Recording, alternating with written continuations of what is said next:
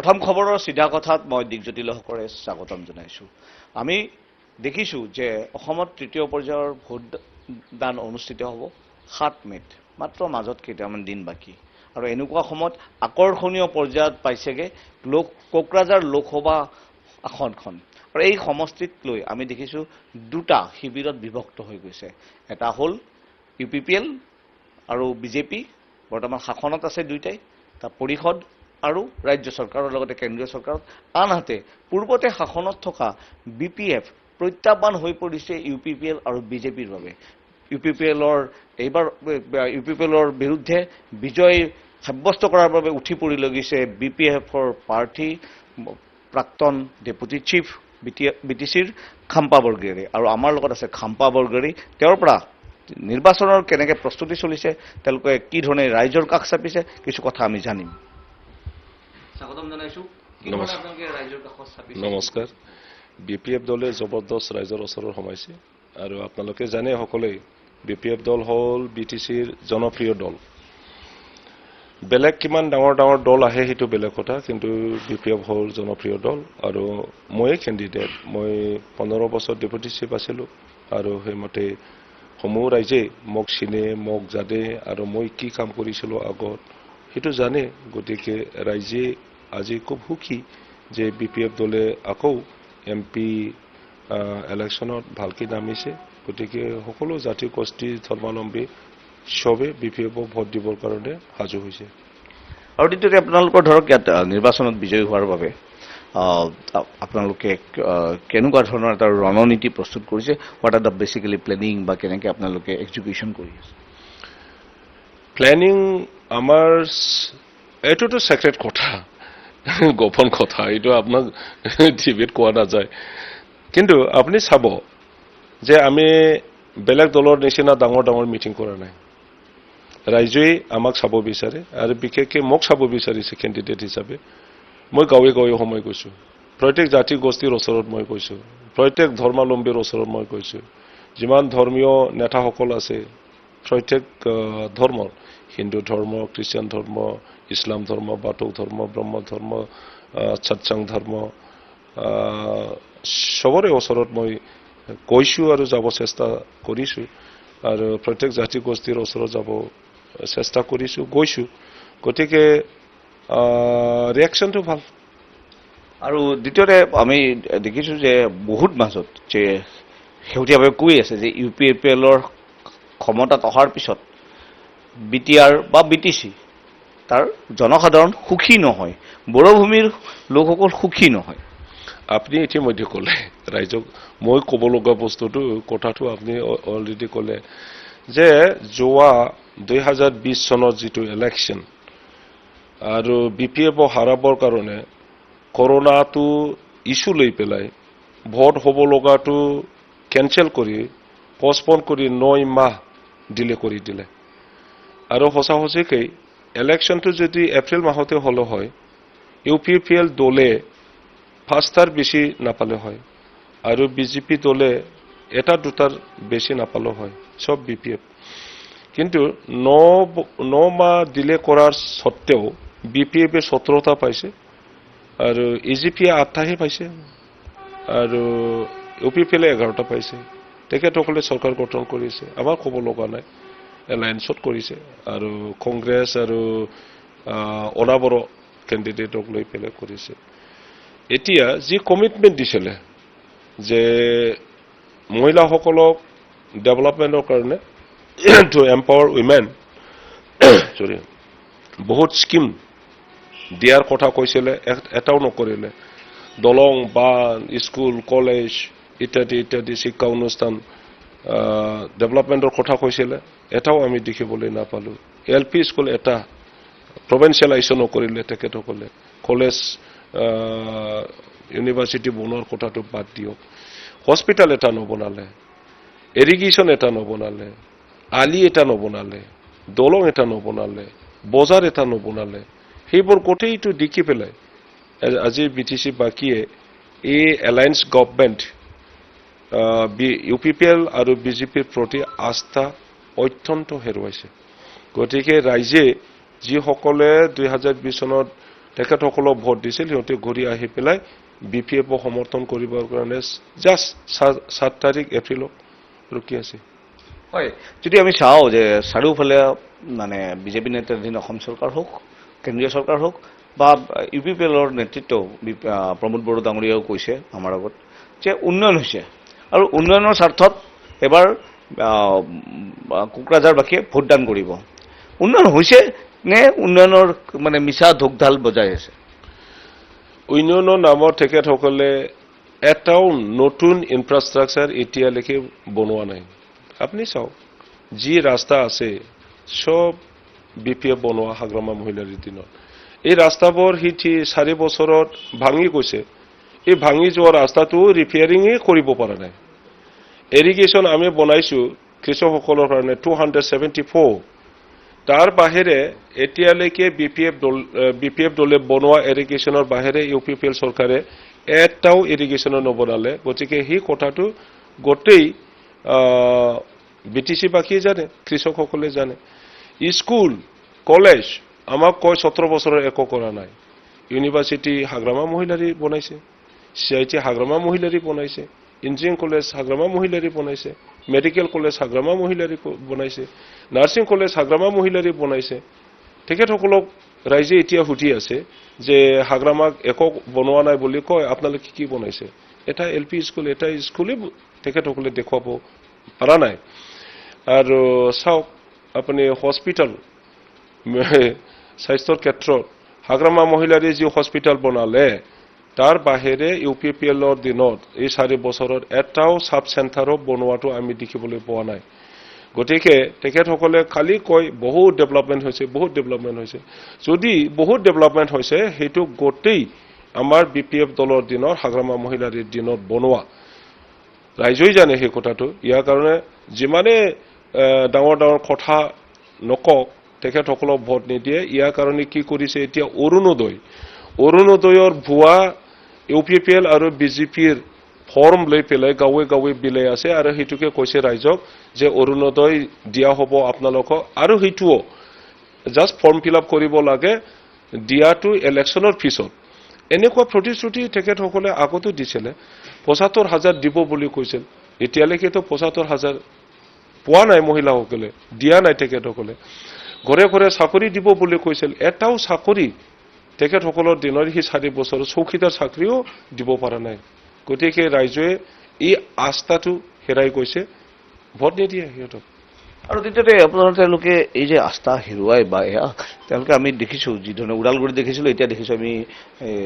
চিৰাঙতো যে UPPLৰ লিডাৰে টকাৰ বান্দিলৰ ওপৰত শুই থাকে এটোতো আপোনালোকে দেখিছে আৰু সিদিনা চিফ মিনিষ্টাৰে কিবা এটা ষ্টেটমেন্ট দিয়াটো মই শুনিছো যে কাৰাপচনত যেনেকৈ লাগি পৰিছে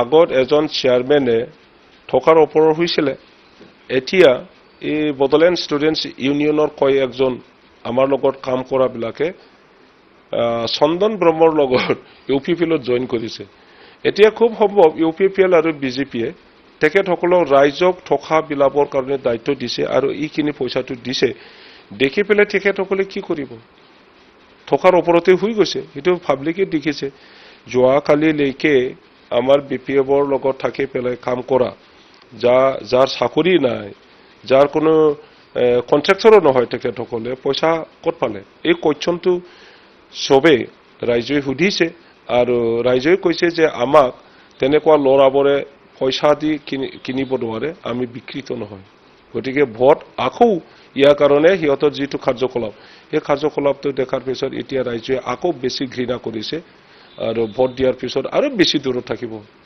তাৰমানে টকাৰ বিনিময়ত বিবেক বা ভোট বিক্ৰী নকৰে কিন্তু ভোট দিব নাঙলতে সবে নাঙলতে দিব BPF দলে মই জিকাটো নিশ্চিত 100% নিশ্চিত সবে জাস্ট সময়টোহে ৰখি আছে যিমানে সিহঁতৰ মিটিঙত লৈ নাযাওক সিহঁতে পইচা দিয়ে বলে মিটিঙত গলে 300-400 পইচা দিয়ে ইয়াৰ কাৰণে যায় মানুহবিলাকে আহি পেলাই বাস আমাকো কয় যে আমি যাব লগা হৈছে পইচা দিছে যেতিয়া আমি কৈছো কিন্তু ভোট আমি আপোনালোককে দিম নাগলত হয়, আমি যদি চাওঁ যে এতিয়াও বড়ো ভূমিত হাগ্ৰামা মহিলাৰ প্ৰতি এক আস্থা আছে নেকি জনসাধাৰণৰ ইয়াৰে বড়ো হোক বা অবড়ো হোক বা মুছলমান লোকসকল? বড়ো অবড়ো, অসমীয়া অনা অসমীয়া বা বেংগলী অনা বেংগলী, মুছলিম অনা মুছলিম, এই ৰাজনীতিটো বিটিচিৰ ৰাজনীতি নহয়। বিটিচি বাকীয়ে কেতিয়াও তেনেকুৱা চিন্তাও কৰা নাই আৰু কাম কৰা নাই। বড়ো আন্দোলনৰ সময়ত সব জাতি গোষ্ঠী, বিটিচিৰ যিমান জাতি গোষ্ঠী আছে, ধৰ্মাৱলম্বী আছে, একেলগে থাকি পেলাই 40 বছৰ আন্দোলন কৰিছে। এই সমাজটো পিছত আহি পেলাই বাহিৰত মানুহবিলাক আহি পেলাই বড়ো অনাবড়ো ৰাজনীতি কৰি পেলাই আমাৰ মাজত বিভাজন আনিছে।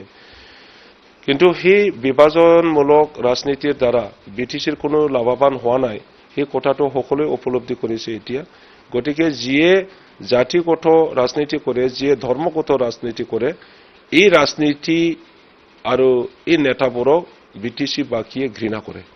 আমি আৰু বিটিচি তেনেকুৱা ৰাজনীতি সোমাব নিদিওঁ বুলি আজি বিটিচি বাকীয়ে মনোবল আৰু সিদ্ধান্তত আহিছে আৰু BPFক সমৰ্থন কৰিবৰ কাৰণে সকলোৱে সাজু হৈছে। তেনেকুৱা মাজতে যেতিয়া BPFৰ এটা পুনৰুত্থানৰ কথা কৈ আছে, চৰ্চা হৈ আছে, তাৰ মাজতে আপোনালোকৰ এসময়ৰ সংগী চন্দন ব্ৰহ্ম ডাঙৰীয়াই UPPLৰ যোগদান। তেখেতে নিজৰ স্বাৰ্থত গৈছে, কিবা এটা যুক্তি থাকিব, মই কথা পাতিব পোৱা নাই। কিন্তু UPPLৰ যি সময়ৰ সমূহ বিটিচি বাকীয়ে UPPLক বেয়া পাইছে আৰু আমাৰ BPF দলৰ কয়েকজন মানুহে নিজৰ নিজৰ পজিশন, পলিটিকেল কেৰিয়াৰ কণ্টিনিউ কৰাৰ স্বাৰ্থত বিজেপিতো জইন হৈছে। যেনে বিশ্বজিৎ দৈমাৰী গৈছিলে আৰু আমাৰ ৰেৱৰিৱা নাৰ্জিনাৰী বা কয়েকজন গৈছে। Chandan Brahma is the last person to enter in that arena and that is hated by the people of BTC. মই ভাবো বেলেগে যিমান মানে বদনাম পাইছে, লাষ্টত যিজনে দল এৰি পেলাই নিজৰ সমৰ্থক,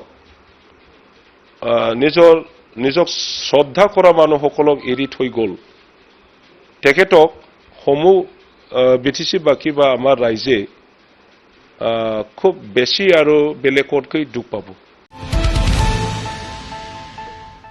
আমি যদি সামগ্ৰিকভাৱে চাওঁ যে এইবাৰ আপোনালোকৰ মানে মূল ইস্যু কি হৈছে, কোকৰাঝাৰ লোকসভা সমষ্টিৰ মূল সমস্যা কি কি বুলি ভাবে? এই অঞ্চলটো সমস্যা জড়িত অঞ্চল। ইয়াত থকা সব জাতি গোষ্ঠীয়ে গৰীব, এডুকেশ্যনেলি বেকৱাৰ্ড, ইকনমিকেলি বেকৱাৰ্ড আৰু ছচিয়েলি অলছ' বেকৱাৰ্ড। তেখেতসকলৰ জাতীয় সমস্যা আছে। গতিকে BPF দলে আগৰে পৰা right from the formation of BTC আমি কৈছোঁ যে আমাক শান্তি লাগে, আমাক একতা লাগে, আমাক উন্নয়ন লাগে। এই তিনিটা উদ্দেশ্য লৈ পেলাই আমি BPF দল গঠন কৰিছোঁ। 15 বছৰ কাম কৰি কৰি আমি আকৌ দেখিবলৈ পালোঁ প্ৰত্যেক জাতি গোষ্ঠীৰে জাতীয় সমস্যা আছে। এতিয়া BPFে শান্তি প্ৰতিষ্ঠা কৰা আৰু প্ৰত্যেক জাতি গোষ্ঠীক একতা কৰি ৰাজনৈতিকভাৱে, সামাজিকভাৱে একত্ৰিত কৰি পেলাই আমাৰ ইয়াত economic infrastructure, educational infrastructure, health infrastructure, agriculture based infrastructure আৰু যি মানে প্ৰয়োজন ইনফ্ৰাষ্ট্ৰাকচাৰ গঠন কৰিব লাগে, ডেভেলপ কৰিব লাগে, সেইটোকে আমি কৰিম আৰু জাতীয় সমস্যাবোৰ সমাধান কৰাৰ এটা প্ৰচেষ্টাত আমি সোমাই যাম। আজি আদিবাসী ৰাজবংশীসকলে ST বিচাৰি বহু বছৰ আন্দোলন কৰিছে। আমি যদি সহায় নকৰোঁ, অসমীয়া মানুহ, বড়ো মানুহ, বঙালী মানুহে যদি সহায় নকৰে, তেখেতসকলৰ আন্দোলন হৈ থাকিব আৰু সমস্যাৰ সমাধান নহ'ব। গতিকে BPF দলে এতিয়া সিদ্ধান্তত আহিছে প্ৰত্যেক জাতি গোষ্ঠীৰ এই জাতীয় সমস্যাবোৰ সমাধান কৰিবৰ কাৰণে আমি কাম কৰিম। ভোটাৰৰ সমস্যা আছে ইয়াত। মুছলিম ভাইসকল, বঙালীসকল আৰু নেপালীসকলে ভোটাৰৰ সমস্যা সন্মুখীন হ'ব লগা হৈছে। মাটিৰ অধিকাৰৰ কথা কয়, খাছ মাটি, একচনীয়া মাটি নামজাৰি হোৱা নাই, পৰেজৰ মাটি FRCৰ আণ্ডাৰত যি ৰাইজক মানে নামজাৰি কৰি দিব লাগিছিলে, এনটাইটেল কৰিব লাগিছিলে, সেইবোৰ এতিয়ালৈকে আমাৰ দিনত যি হৈছে UPPL চৰকাৰৰ দিনত এতিয়ালৈকে কামেই আৰম্ভ হোৱা নাই। গতিকে ৰাইজে ক্ষুব্ধ হৈ আছে। এইবোৰ কাম আমি কৰি দিম।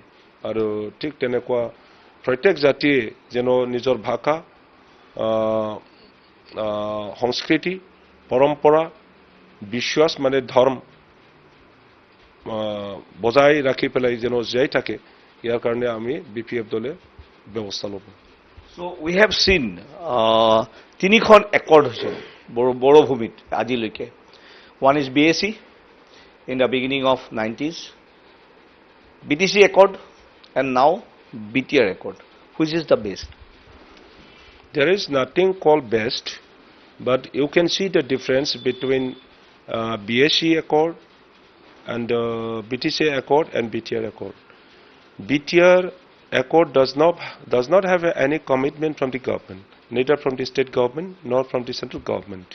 That is why nothing written or committed in the BTR Accord has been implemented still.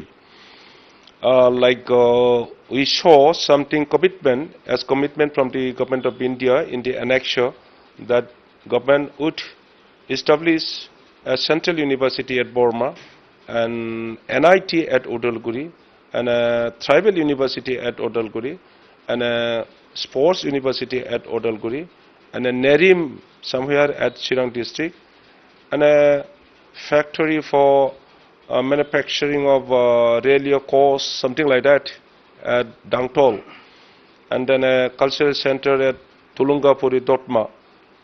We have come to know that there was a meeting in Delhi on 3rd of January last, and they discussed on this entire commitment and the clauses of the accord.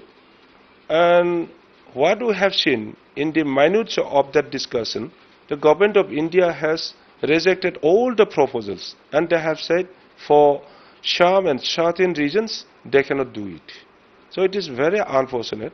Whereas in BTC Accord, there were few commitments from the government, and the commitments have been implemented totally by the government of India as well as by the government of Assam. You see, they committed a council called Bodoland Treaty Council shall be established on the north bank of Brahmaputra. They have done it. They said 4 districts would be created in that council. They have done it. They said 10 subdivisions would be created there. They have done it. They said 40 departments would be transferred to BTC. They have done it. They said appointment of third grade and fourth grade would be done by the BTC authority. We did it. And that power was given by the state government by OM, Office Memorandum. But in BTR, in the case of BTR, we have seen nothing of that kind. There is not even Office Memorandum notified by the government of Assam on the accord of BTR. So BTR does not have any locus standi at all. People have come to know it. The intellectuals have discussed on this issue, the BTR Accord, and whatever commitment the government has given. And since they have seen nothing of kind of a implementation on the clauses and the commitment as said to be commitment by the government, so people are now dissatisfied. And they know that the clauses in the BTR Accord is not going to be implemented. And all the intellectuals, like even the students, they are totally dissatisfied, and they don't have faith on the leaders of BTR and the UPPL party now. So, is it due to lack of knowledge or lack of understanding regarding MOU or this kind of things of the signatories of Buddha Accords? It's a conspiracy of some leaders. Right from the beginning of the BTC, the first election took place in 2005, and present UPPL's nomenclature was said to be double P, Bodoland People's Progressive Front. They lost. They could not win not even a single seat. And after that, till 2020, they lost in all 9 elections contested since 2005 to 2020. They became humiliated, and they took BPF and its leaders to be biggest enemy. So what I think is that all Bodo Students Union leaders and present UPPL leaders most probably promised or took an oath that even if BTC is dismantled, then also they have to defeat BPF party at least once in their life. And that is why they took the help of the people and the agencies and the leaders who did not like the creation of BTC and who did always against the development of BTC area. And therefore, these people got together and did the BTR Accord. And BTR Accord is nothing but all the clauses are to revisit BTC. Whatever power and functions have been delegated to BTC, they do not want to have it continue in the BTC. They want to take it back. এই ক্ষেত্ৰত মই কওঁ যে ধৰক কেন্দ্ৰীয় গৃহমন্ত্ৰী অমিত শ্বাহ বা অসমৰ মুখ্যমন্ত্ৰী ডক্টৰ হিমন্ত বিশ্ব শৰ্মা বা আৰু কেতবোৰ অসমৰ অন্যান্য নেতাই বা কোনোবাই বড়ো নেতৃত্ব ক'ৰবাত ধৰক কি ধৰণে গোটেই প্ৰচেছখিনিত গোটেই যিটো এটা ছিষ্টেমত চলিছিল খেলি মেলি কৰাৰ কাৰণে চেষ্টা কৰিছিল। ইমান দূৰলৈকে মই যাব বিচৰা নাই, কিন্তু BTC বাকী জানে, BTCৰ আমাৰ ইণ্টেলেকচুৱেলসকলে এইবোৰ গোটেই কথাটো জানে। অমিত শ্বাহ লিখে নহয়, কেন্দ্ৰীয় নেতাসকলে এইবোৰৰ কথা চিন্তা কৰা নাই বা ৰিচাৰ্চো কৰা নাই। আমাৰ এপছৰ নেতা আৰু UPPLৰ নেতাসকলে মই অলৰেডি ক'লোঁ যে 9 বাৰ ইলেকশ্যনত হাৰি পেলাই অপমানিত অনুভৱ কৰিছে। মানুহে অপমানিত যেতিয়া হয়, ডেছপেৰেট হৈ যায়, আৰু যেতিয়া ডেছপেৰেট হৈ যায় কি হয় কি নহয়, কোনটো ভাল কোনটো বেয়া চিন্তা কৰিব নোৱাৰে। তেখেতসকলে ভাবিছে যে ইমান আমাক লজ্জিত কৰি দিলে, গতিকে জীৱনত আমি একো নিবিচাৰোঁ, আমাক একো নালাগে, BTC লাগে ভাঙি যাওক, বড়ো জাতি ডিছমেণ্টেল হওক, তথাপি BPF দলক হাগ্ৰামা মহিলাৰী কাম্পা বৰগীয়াৰীহঁতক ইলেকশ্যনত এবাৰ হাৰাব পাৰিলে সেইটোৱেই তেখেতসকলৰ জীৱনত শান্তি পাব। এই উদ্দেশ্যটো লৈ পেলাই BTR চুক্তিটো বনোৱা হৈছে। এই এজেঞ্চিবিলাকে এটা পাটৰি, এটা কি বুলি কয়, to kill two birds with one stone বুলি কয় ন, এইটো কাম কৰিছে যে BPFকো হাৰাব পাৰিব, এপছু বা UPPLৰ উদ্দেশ্য হাসিল হ'ব, আৰু BTCক দুৰ্বল কৰিব পাৰিব, পাৱাৰলেছ কৰিব পাৰিব। এই দুটা উদ্দেশ্য লৈ পেলাই BTRটো একৰ্ড কৰা হৈছে। এতিয়া আমি দেখিছোঁ ধৰক আপোনাৰ শেষৰ ফালে আহিছোঁ আমি, মূল প্ৰতিদ্বন্দ্বিতা ইয়াতে আছে। আমি দেখিছোঁ জয়ন্ত বসুমতাৰী UPPLৰ আছে, নৱশৰণীয়া তেওঁৰ প্ৰাৰ্থিত্ব প্ৰত্যাহাৰ হোৱাৰ পিছত বিনীতা ডেকাক আগুৱাই দিছে, পুনৰ ট্ৰাই কৰিছে নন-বড়ো ইছ্যুটোলৈ। গতিকে আপোনাৰ প্ৰতিদ্বন্দ্বিতা কাৰ লগত হ'ব? ইয়াতো আমি যেনেকৈ সোমালোঁ, প্ৰতিদ্বন্দ্বিতা বোলা হেৰি কিবা কেণ্ডিডেট নাই, চব BPF। আপুনি মুছলিম ভাইসকলক সোধক, খ্ৰীষ্টিয়ান ভাইসকলক সোধক, আমাৰ বাথৌসকলক সোধক, হিন্দুসকলক সোধক, চবে হেৰি কিবাত আহি আছে, BPFত আহি আছে, নাংগলতে ভোট দিব। তো অনাবৰৰ ইয়াত আৰু এই পলিটিকেল ইডিঅলজি ফিলচফি লৈ পেলাই কাম কৰিব নোৱাৰে, কোনেও তেখেতসকলক ভোট নিদিয়ে। এতিয়া UPPLে জিকিবৰ কাৰণে সিহঁতৰ কোনো ইছ্যু নাই ৰাইজৰ ওচৰত সোমাবলৈ। কি আছে, আমাৰ মোদী আকৌ প্ৰাইম মিনিষ্টাৰ হ'ব লাগে, ইয়াৰ কাৰণে চবে ছেক্টৰত ভোট দিব লাগে, সেই কথাটো কৈছে। They are depending entirely on BJP leadership, BJP party. Whatever they do will be the result for UPPL leaders or UPPL party. So basically ধৰক এতিয়া আপুনি আগবাঢ়িছে, গোটেইখিনি এয়া হৈছে, আৰু নতুন য়ং জেনেৰেশ্যন বড়োসকলৰ নতুন জেনেৰেশ্যন তাত বড়োৱে হওক নবড়োৱে হওক যিবোৰ উঠি অহা ফাৰ্ষ্ট টাইম ভোটাৰ্ছ হওক বা য়ং জেনেৰেশ্যন তেওঁলোকক কি মেছেজ দিব বিচাৰে? আমাৰ য়াং জেনেৰেশ্যন তেখেতসকলৰ ছাত্ৰ ছাত্ৰী যি ল'ৰা ছোৱালীয়ে ভাৰতীয় গণতন্ত্ৰত নিজৰ হাতেদি ভোট দি পেলাই নিজৰ লিডাৰ নিজৰ নেতা যি নেতাসকলে তেখেতসকলৰ ভৱিষ্যত নিৰ্ণয় কৰিব, এই অধিকাৰটো পোৱাৰ পিছত ৰাইট ডিচিশ্যন লোৱাটো প্ৰয়োজন আৰু ৰাইট লিডাৰশ্বিপ বাছি লোৱাটো প্ৰয়োজন।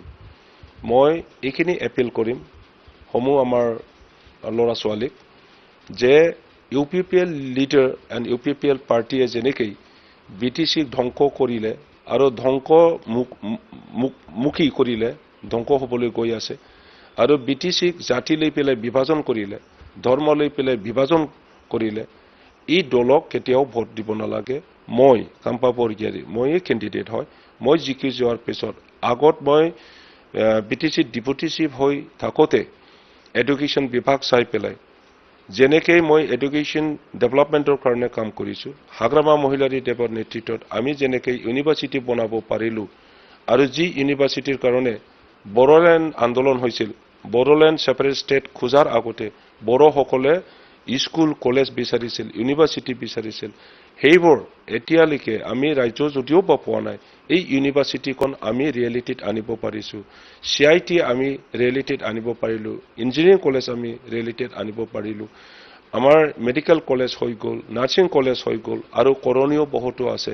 আমাৰ এই জাগাটো IIT হ'ব লাগিব, IIM হ'ব লাগিব, টুৰিজম বেছ ইনষ্টিটিউট হ'ব লাগিব, এগ্ৰিকালচাৰ বেছ ইনষ্টিটিউট হ'ব লাগিব, হিউমেন ৰিচোৰ্চ ডেভেলপমেণ্টৰ ক্ষেত্ৰত বহুতো অনুষ্ঠান আমাক আকৌ লাগিব।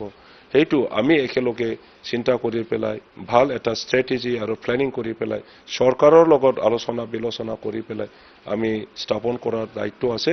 গতিকে সমূহ আমাৰ ছাত্ৰ ছাত্ৰীলৈ মই অনুৰোধ কৰিম যে আপোনালোকে মোক জিকাই দিয়ক, আৰু জিকোৱাৰ পিছত আপোনালোকৰ লগত মই আলোচনা কৰি পেলাই এই অনুষ্ঠানবোৰ প্ৰতিষ্ঠানবোৰ কেনেকৈ পাব পাৰে, আমাৰ সমাজটো কেনেকৈ আমি ওপৰলৈ লৈ যাব পাৰে, সেইটো আমি কাম কৰিম। ইয়াৰ কাৰণে সকলোৱে যেন নাঙল চিনত ভোট দি পেলাই মোক জিকাই দিয়ে, সেইটোকে মই আহ্বান জনাইছোঁ।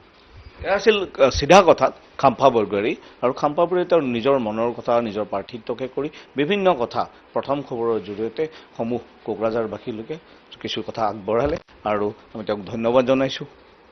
ধন্যবাদ।